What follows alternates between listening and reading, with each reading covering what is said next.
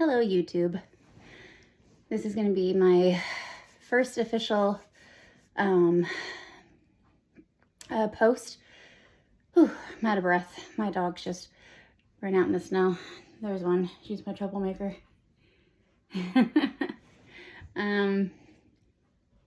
no, I know the world is on fire now, literally, with our climate and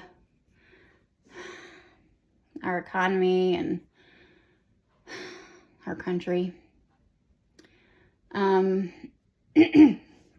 a while, I wanted to get into to TikTok about posting like cooking videos and kind of delve into that world because I love cooking. I always have. But I'm really sucky at editing videos. Obviously, I'm sitting in my bedroom with bad lighting and clearly no makeup team.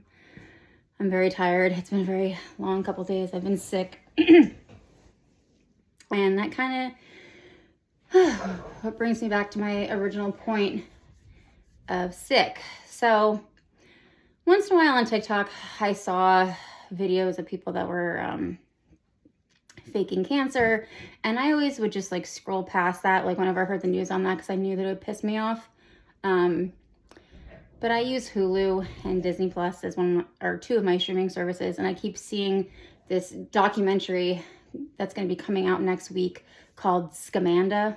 I guess it's Scandal Amanda. This woman that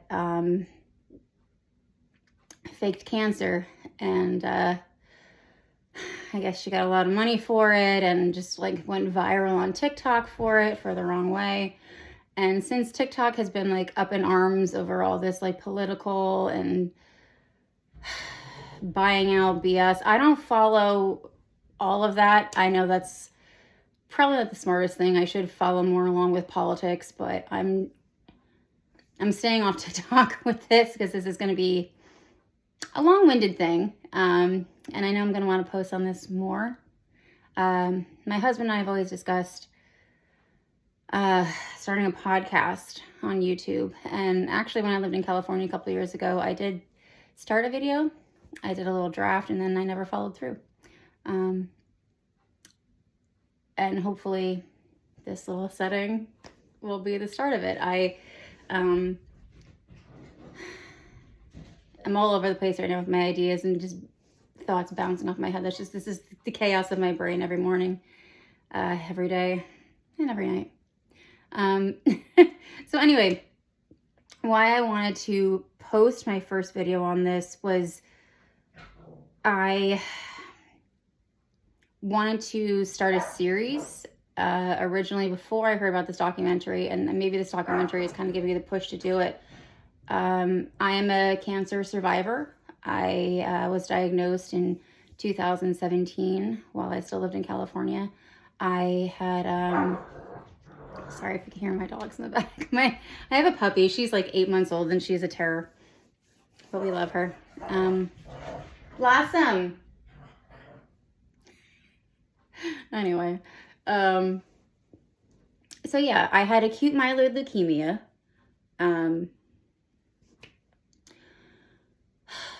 I can look up the definition later. Like I said, this is just kind of an introductory video for me, but I am going to go more into like the background of my cancer and the age range that it affects and the kind of like more like the medical side of it. I know there are a lot of cases where it's like the elderly and like babies that usually get this. So the reason for me wanting to start the podcast and wanting to, maybe not a podcast, maybe a documentary. I don't really know what the proper word is. Like I said, I'm not good at this. There she is. I hate the sound of my voice on video, but I know that when I was going through my cancer journey, I'm still going through my cancer journey because I'm still affected by things years later. Again, this is why I want to start this, because I feel like when I was going through the worst part of it with diagnosis and treatment and chemo and meds and everything I went through, there weren't a lot of people in my age range that I felt like I could connect with. I hopped on Instagram and Facebook, and I don't even think TikTok was a thing when I got diagnosed with cancer. I don't even know. Like, the years just blurred together. Sorry.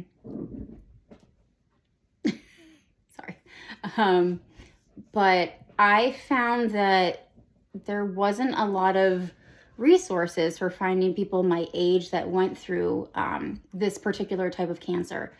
I mean, newborns can't tell you what they went through for their bone marrow transplants. And unfortunately, when it does hit the elderly, it is very, very hard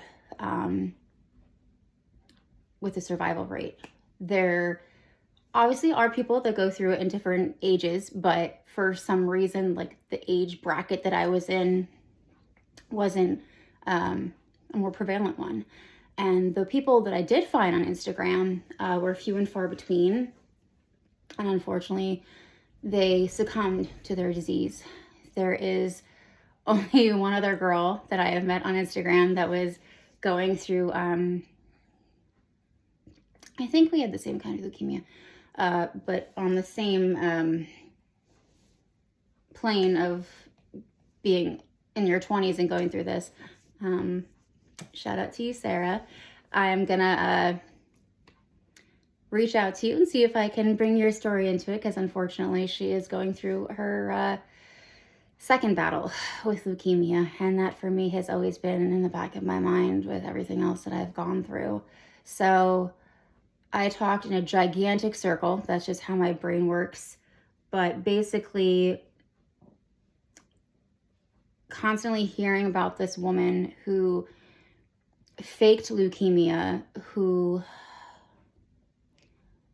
I guess the word is, duped so many people into donating to her, and faking photographs and faking, I only saw a couple pictures of just like faking IVs and all this, like, nurses in the background. I don't know. I have to watch the documentary. It comes on Hulu next Thursday. I don't really want to do any research into it before then, because I feel like TikTok is just going to be like dragging me down another rabbit hole that I don't want to go down. But in the meantime, until that documentary is released, I am going to do a couple little pickup videos like this in the meantime, kind of start posting on my YouTube, I guess. I've been a member of the YouTube community for years. I don't post on it. I don't know. I think I've been on YouTube since I was in high school. Just watched videos, and then like short clips and documentaries. And mostly what I use YouTube for nowadays is listening to podcasts on my way to work. Shout out to Kendall Ray. That's one of my favorite podcasts that I listen to in the morning. True crime. I guess that's kind of like a cliche, because it's kind of like what most women my age listen to these days is true crime. And I guess this documentary falls under that. I guess it is under true crime. It's not murder, but it is a very, very, very touchy subject. And for me, like I said, I don't want to jump down that TikTok rabbit hole yet until I watch a documentary and read more, because just the couple images that I've seen have very much so pissed me off, because I went through hell and back, and I know other women that have gone through hell and back with their different kind of cancer journeys. And, you know, to spit on women that have gone through this is kind of what it feels like. Like, you felt like you could gain, I don't even know how to put it into words, like gain recognition off the backs of women who have died from this disease, who have struggled through this disease, who, me, myself, still struggle through this disease. I am in remission. I've been in remission for, God, going on 7 years, 8 years. So that's almost like a blessing in disguise that I can't remember how many years it's been in remission, is that like it's more and more at the back of my head. that I don't have to keep paying attention to my cancer anymore, because it's not my cancer anymore. It's my past cancer. But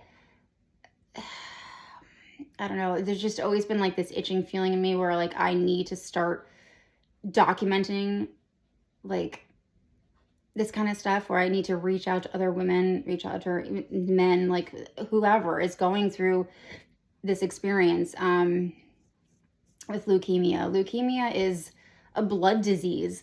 It's a blood cancer. Your body is full of blood.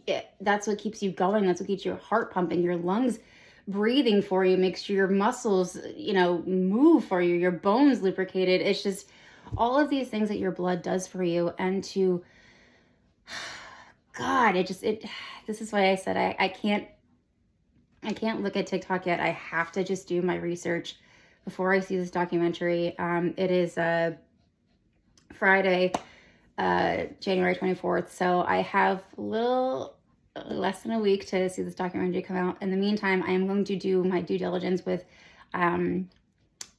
research. You can probably hear my dog panting. Look at her. She's panting because she was running through the snow.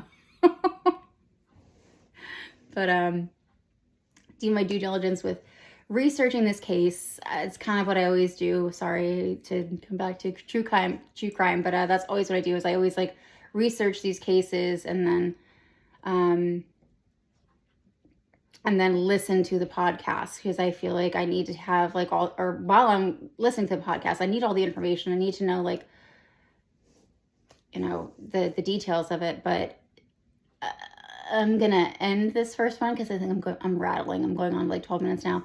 I am gonna do a second one tonight, because now I feel like I'm like excited. I'm kind of invested in this now, because this has been something that I've wanted to do for a long time, is talk about my cancer journey and put that out there for not just my age bracket, but mostly, I would say, because there's not a lot of research that I had found during the time when I was going through it. I mean, hey, maybe there's more now. I hate to say that, because that means that more and more people my age then were diagnosed, and I hope not.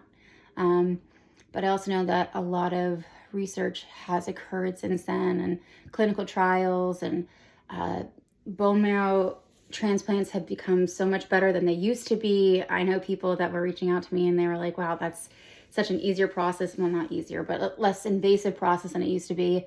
So that is something that I do want to delve into for my second video. So this was just kind of my hi, I'm pissed off about the documentary, and I am going to start posting on my YouTube channel more, I guess. So yeah, and I don't even think I introduced myself. My name is Brittany. I grew up in New Jersey. I lived in California for 10 years, and California was where I was living when I was diagnosed with acute myeloid leukemia, and California was where I was living when I also beat acute myeloid leukemia. So yeah, I am going to go finish my dinner, because I sidetracked myself when I saw that this documentary is like being blasted in my face now. I'm like, I can't ignore this anymore. So, yeah, I'm gonna wrap this up, and then I'll be back for a video 2.